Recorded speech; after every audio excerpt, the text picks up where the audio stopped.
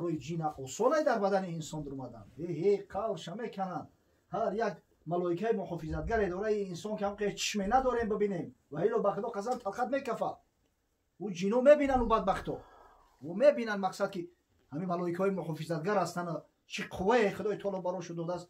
جرأت بنده مؤمن میگه تو پیش پروردگارت قدر منزلت داری اما تو بنده هستی.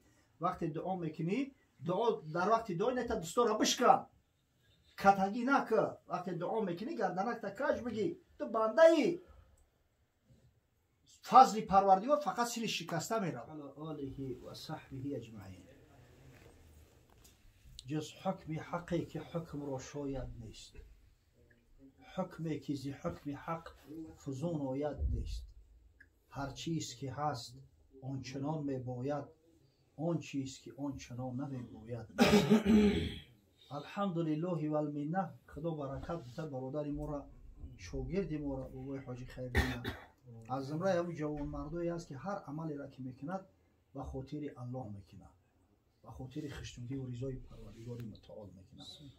انشاءالله هر محفل معرکه که به خاطر الله باشه هر عملی که به خاطر الله باشه خداوند البته که در او برکت میته صاحبش نصرت میته اقبال و آبروش میته. همین دسترخوان ببینه ماشاءالله هر طعامی که میورد ایش دل عزیزتره ایش دل عزیزتره و به خاطر الله که هسته. انشاءالله مرده که دل نیتش که پاکه سویت مردگی گریان میشه. دل نیتش که پاکه الحمدلله آدمای خوب خونش مهمانی میآیند. دل نیتش که پاکه همون تباخورم خروک یا خیلی میپزن که ماشاءالله ای خوردنش سیر نمیشه. پروردگار از این بیشتر از زیادترش میتونه خداوند جمعی مراد و مقصوداش حاصل بکنه. ماشاءالله این جوان مرد از همون بندهای شکرگزاری الله های خداوند فرزنداش هم مثل خودش مثل شکرگزاری واقعی پروردگار بکنه. حقیقتا بنده همان به که زی تقصیر خیش عذر به درگاه خدا آورد ورنه سزاوار خداوندیش کس نتواند که به جا آورد. این پروردگار بزرگ اینقدر نسبت بنده مهربانی دارد اینقدر عطا دارد که حسابش کرده نمیتونیم آخی. و این تعود نعمت الله فلا تحصاه. اگر همین نعمت های پیوسته پروردگار را شماره کنه هیچ کامپیوتر دنیا به حسابش نمیرسه. برای بنده باید که هر کجای میبشینه شکرانه نعمت الله کنه. در قبال نعمت هایی که پروردگار براش عطا میکند عبادت خدا را انجام بده. منتدار و شکرگزار و راضی باشه از الله عزوجل. خداوند هم همین خیل بنده ها را دوست میداره. یک چیز هرگز فراموش نکنید برادرای عزیز. این پروردگار مهربان نسبت بنده چنان ترحم داره که به خدا قسم ولی ما همه قصه میکنیم افسانه میکنیم روایتی به اساس میکنیم. همه حدیث های پیغمبر صلی الله علیه و سلم وقتی مشاهده میکنیم اطراف رحمت خدا نعمت الله مغفرت الله مهربانی الله به خدا قسم جگرت پاره میشه دلت آب میشه ایمانت آب میخوره. اما افسوس که به قدر نعمت الله نمیرسید. حضرت امام بخاری رحمه الله تعالی در صحیح ترین کتاب بعد قرآن عظیم الشان در صحیحش آورده است از راوی امت اسلامی حضرت ابو هریره رضی الله تعالی عنه حدیث قدسی را که پیغمبر خدا صلی الله علیه و سلم گفت این الله تعالی قال خداوند متعال چنین فرمود بیشک الله چنین گفت من عادلی ولیا فقط آذنته بالحرب. هر کسی دوستی از دوستای مرا همراهش عداوت میکنه دشمنی میکنه من بر ضد او بدبخت جنگ اعلان میکنم.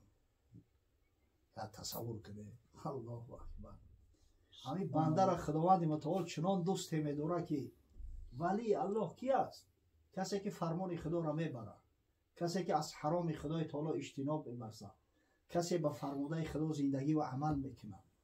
انشالله ولی خدا کسی خدا را دوست میداره. تو خدا را که دوست داشتی پروردگار هم تو را دوستت میداره. همین کسی میگم خیلی بنده صالحی مرا نسبتش دشمنی و عداوت کنه من بر ضد او بدبخت جنگ اعلان میکنم. حال یا فعل داریم همه را جین زده برآوردگی این جین یا رشید است همون خیال میکنه که برای جین اصولی در بدن انسان درمدن قولش میکنن هر یک ملائکه محافظتگر داره انسان که هم که چشمه نداریم ببینیم و ایلو بخدا قزن تلقت میکفه و جینو میبینن و بدبختو و میبینن مقصد که همین ملائکه محافظتگر هستن چه قوه خدای تعالی براشون داده است جرأت میکنن فقط در همین حالت استثنایی امکان داره که اونا انسان را زیان برسونن در بدن انسان بدروین همه را به جنس پیسد نکنه اکثری هم بیماری هستن یا بیماری های عصبی دارن عصب خراب شده است طبابت نگرفتن همون شیزوفرنیک شدن رفتن شیزیک یا جین ندارن یگان چی از برای خدا خداوند میگذاره که جین خلیفه را در روی زمین جور و آزار کنه و همون جین از انسان زویشتر میترسه از ای که انسان ای جین سخت میترسن او برای خدای تعالی بندش دوست میداره بنده در پیش پروردگار قدر مرتبهش اگر بنده مؤمن باشه از خانه کعبه بالاتر ای عرش کرسی بالاتر ای سبحان الله ایرمی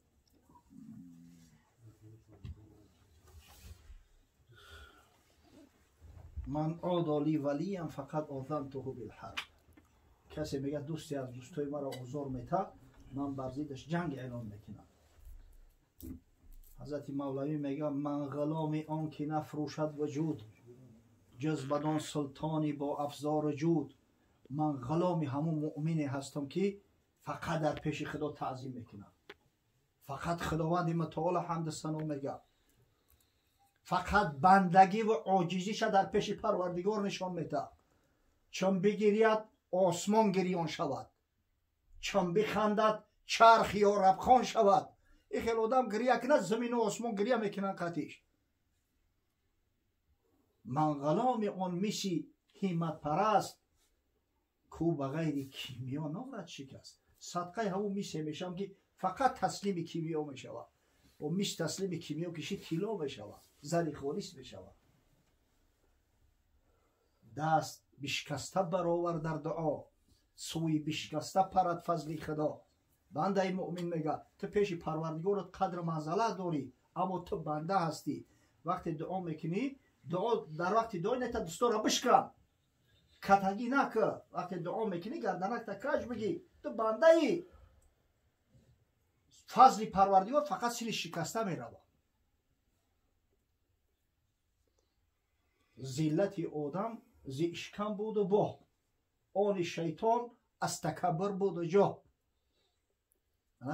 انسان از زیلتش لغزشش آدم علیه السلام همین شکم نفس بود همون میوه را که خدای تعالی من کرده و درختی را که گفت نخره نفس زوری کرده خوردن اما شیطان سبب گمراهیش سبب خار ذلیل شدنش تکبر است غرور و تکبر که وقتی امر شد که در پیش آدم سجده که گفت خلقتنی من نار و خلقته من طین چقدر من در پیش سجده میکنم که تو مرا پروردگار رو از آتش خلق کرده در صورتی که از یک خاک خنک شدگی ای لاجرم او زود استغفار کرد وان لعین از توبه استکبار کرد سبب لغزش آدم علیه السلام که همین شکم بود توبه کرد به خدا رجوع کرد گردنکش کج گرفت دعا و تضرع کرد ربنا ظلمنا انفسنا و این لم تغفر لنا و ترحمنا لنکونن من الخاسرین پروردگار رو در جان ظلم کرده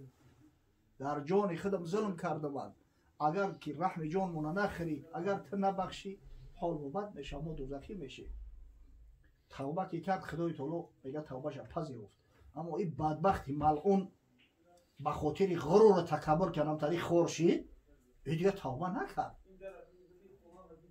برعکس گفت ربی بما اغویتنی لازینن لهم فی الارض و لاغوینهم اجمعین خدایا به خاطر آن که تو مرا در اغوا انداختی نعوذ بالله این تاریخ شیطان صفات و حالی رم هستن گناه حق چون میکنن بعد به خدا نسبتش میتن خدایا به خاطر آن که تو مرا میگه در اغوا انداختی ما همین دنیا را زینت میکنم با واسطه همین زینت و محبت دنیا بنده های تو را مقصد گمراه و ذلیل میکنه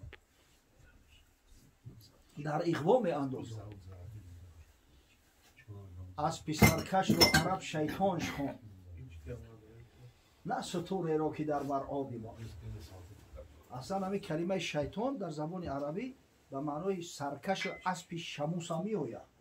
نمی اسبی که پسند نمیکنه صاحبش لغت میزنه، نمیگذاره که دمولش سوار شد، با کله نمیگیره سواری را، آنها را اسب شیطان میگه. نه او حیوانی که شب ای خاطر شکمش خونش نمیآید، بیچاره صاحبش سرگردان میشه، ای کفاش میره، او را هیچ که شیطان نمیگه. او اسب شیطنت گردن کشی به در لغت مستحقی لعنت آمد این صفت. از بس که در لغت همین شیطنت گردن کشی این مستحقی لعنت ہے. سعی کنه که از فرموده خدا نبرایه، سعی کنه که بنده حقیقی پروردگار